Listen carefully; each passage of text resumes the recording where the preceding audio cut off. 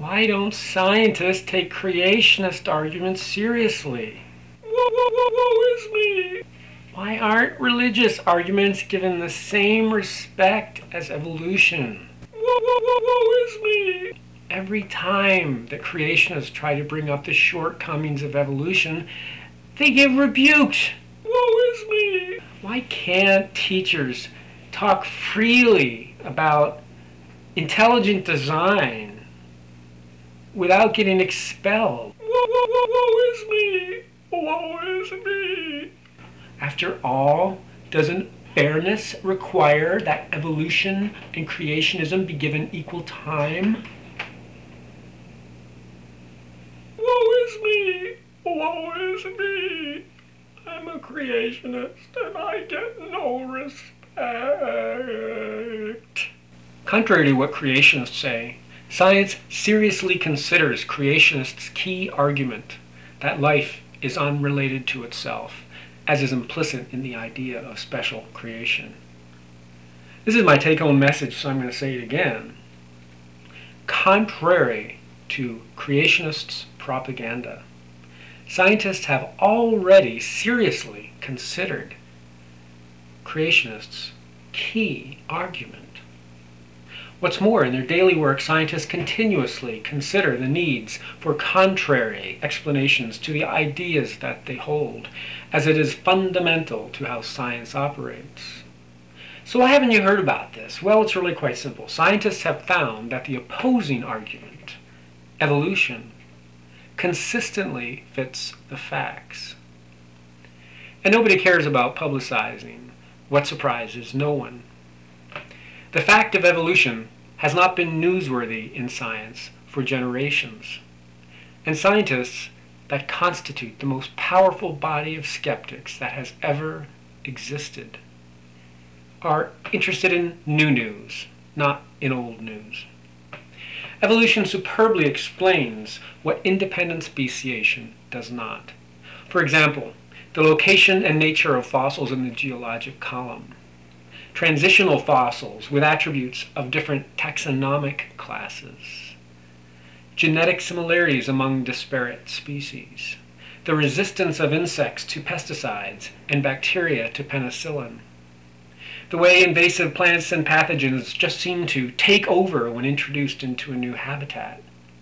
The non-random geographic patterns of similar species, both extant and in the fossil record. The convergence of form in plants and animals that are not closely related but that have similar habitats worldwide. The cryptic appearance of insects in their surrounding. The colorful patterns of male and female bird plumage. And the list goes on and on and on. This broad assortment of facts are perfectly consistent with evolutionary theory, but independent speciation either predicts patterns that are not as observed, or it explains details away as just so stories. Now, the creationist argument is not just that species began as they are, but that they were created by an invisible force that exists without benefit of evidence for its existence, and so it conveniently defies scientific inquiry. Lacking tangibility, this core mechanism of the creationist argument is not within the purview of empirical science, and that simple limitation of creationism explains why scientists do not, nor ever can, take their broader argument under consideration. Science is the most powerful machinery of discovery ever conceived. Creationism is not at all about discovery, but revelation. Before something is accepted in science, there has to be evidence to support it that can pass a severe barrage of tests and counter-arguments, and even then its acceptance remains a theoretical truth. The creationist idea that species were unique and unrelated to each other went through a formal vetting that lasted for centuries. And much to the embarrassment of its vocal proponents, it failed to pass the test. It failed so poorly that we did not even put it in the backroom storage, but we jettisoned it from its former sheltered place of importance to let it rust away. Like a naive and reckless child who lack supervision and discipline, creationists continue to play with this rusted old machinery long ago cast aside and superseded. Accountable to no one, they pretend that they are something more than what they are. As part of their self-indulgent fantasy, they seem oblivious to the real machinery at work around them, and though they must secretly yearn to be something more. Emo Creationists are disjointed because they aren't getting their way. And in desperation, the only things left for them to do are to complain about getting no respect and to twist the facts and nature of reality, as induced by science and evolution, through false and misleading excuses. Creationist complaints of getting no respect have been around for a very long time. They've been cast out over and over again in the public arena since the 1920s, and rarely, if ever, do creationists introduce anything new of substance in their arguments. If creationists were honest in their stated wish for a response to their resuscitated 19th century arguments, they would simply read the long stream of redundant rebuttals that already exists, particularly those from early in the last century. But like any oversatiated, self-indulgent child, they really don't want to argue, they just want to get their way. What is new, however, is how creationists have embraced modern technology to push their arguments as part of a cobbled-together propaganda machine.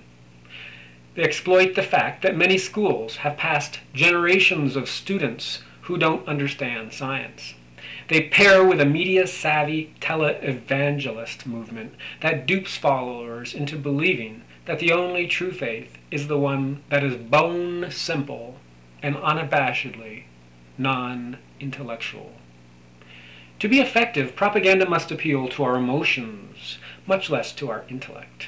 Creationism is derived from faith, and therefore it is high on emotion and weak on intellect.